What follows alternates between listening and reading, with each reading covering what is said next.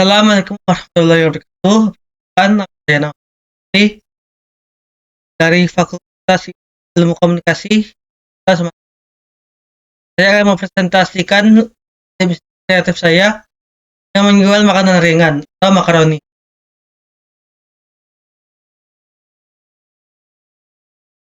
Konsep menjual cemilan yang banyak peminatnya, rasanya enak, dapat dimakan kapan saja dan harga yang terjangkau. Target pasar atau konsumen anak-anak, anak-anak sekolah maupun orang dewasa. Manfaat menjual makaroni ini dapat keuntungan atau laba. Potensi keuntungan bisnis makaroni ini dapat dimulai dengan modal yang sangat kecil, tapi mendapatkan keuntungan yang sangat besar. Mengapa dianggap inovatif dan berpotensi sukses? Bisnis makaroni goreng ini termasuk inovatif karena terdiri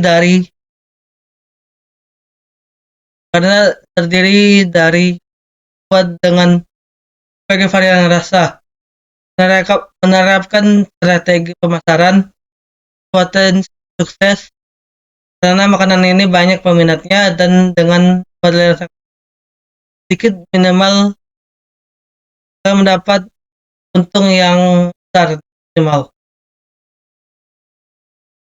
Mengapa dianggap dapat memenuhi dan pasar?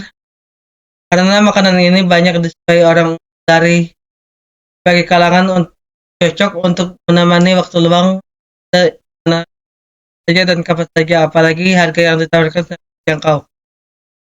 Bisnis model Canva suatu dalam strategi manajemen yang berguna untuk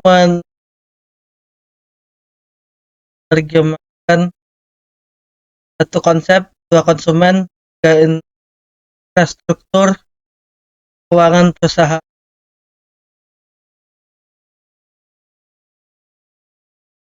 PMC sangat membantu dalam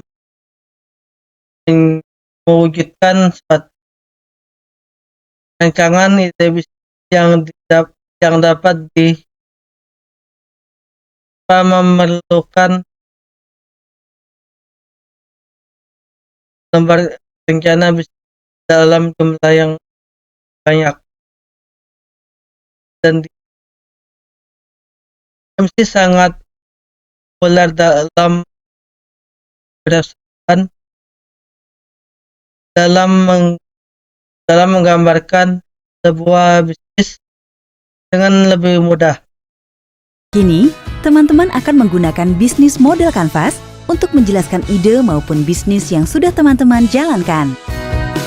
Apa itu bisnis model Canvas? Bisnis model Canvas adalah sebuah metode untuk menjabarkan ide bisnis atau bisnis berjalan kita secara sederhana namun mendetail.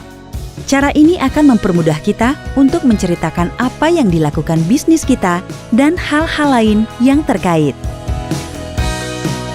Nah, setelah kita sudah kenal dengan bisnis model Canvas, pertanyaan selanjutnya, bagaimana cara kita mengisinya?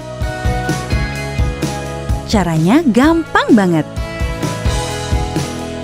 Di kolom Customer Segments, teman-teman dapat menceritakan untuk siapa produk ini dibuat, siapa konsumen potensial, segmen pasar, dan sebagainya. Khusus untuk bisnis berjalan, teman-teman dapat menceritakan segmen mana yang paling dominan selama ini. Di kolom Value Propositions, teman-teman dapat menceritakan keunikan apa yang membuat teman-teman yakin produk atau jasa yang ditawarkan akan dipilih konsumen dibandingkan dengan tawaran pesaing. Untuk bisnis berjalan, tambahkan juga apakah ada rencana pengembangan ke depan. Di kolom Customer Relationship, teman-teman sampaikan bagaimana caranya menjaga hubungan dengan konsumen, semisal menyapa mereka lewat email, postingan di sosmed, atau cara lainnya. Di kolom channel, teman-teman ceritakan jalur yang dipilih untuk memasarkan produk atau jasa kalian, semisal berjualan via medsos, situs e-commerce, atau jalur lain. Di kolom Key Resources, teman-teman ceritakan siapa dan apa saja yang diperlukan dalam bisnis kalian. Misal bahan baku, tenaga terampil, alat pendukung seperti komputer, dan kebutuhan lain. Di kolom Key Activities, teman-teman dapat menyampaikan kegiatan apa saja yang harus dilakukan untuk menjalankan bisnis ini. Misal, melakukan riset pasar, merancang motif terbaru, membangun kerjasama dengan distributor, dan lain sebagainya. Di kolom Key Partnership, teman-teman ceritakan siapa saja pihak yang harus diajak bermitra untuk bisnis kalian. Misal, pemilik modal, pengelola workshop, pengrajin, dan lain-lain. Di kolom Cost Structure, teman-teman jabarkan alokasi penggunaan dana dalam menjalankan bisnis.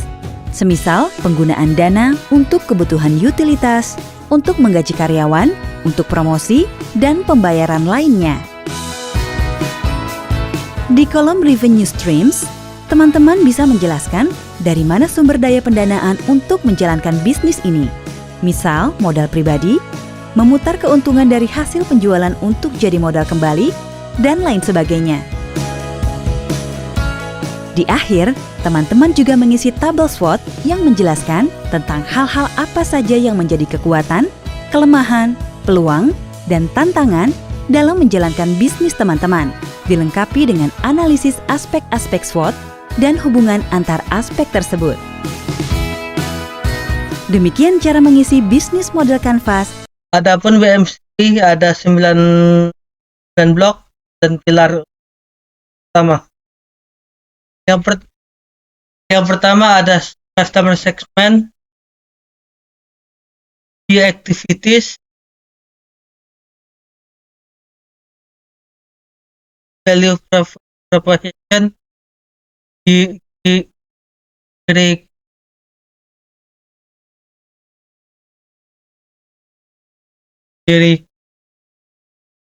customer relation, partnership,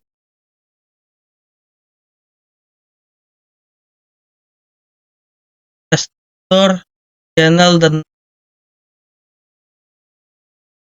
revenue stream. Untuk customer segment sendiri mulai dari anak-anak, remaja, dan siswa, dan pecinta makanan ringan. Untuk customer relationship ada giveaway, pemasaran, dan market. Untuk channel sendiri medsos dan toko. Di activities dropship, pengelolaan produk aneka rasa. Untuk di recourse, pegawai ahli, alat canggih, mutu terjamin. Partnership-nya penjual makaroni, GNA, GNT, dan T.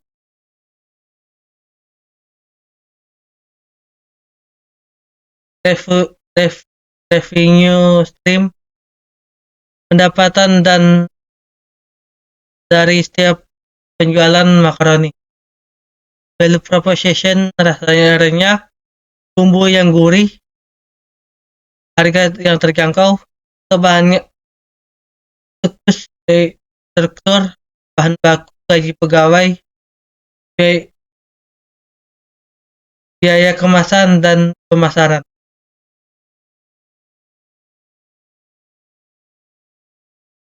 Untuk tagline-nya sendiri saya membuat rasanya renyah, harganya terjangkau. Untuk kesimpulannya sendiri, bahan mudah didapat, harganya yang terjangkau, dan buatannya yang sangat mudah. Terima kasih. Wassalamualaikum.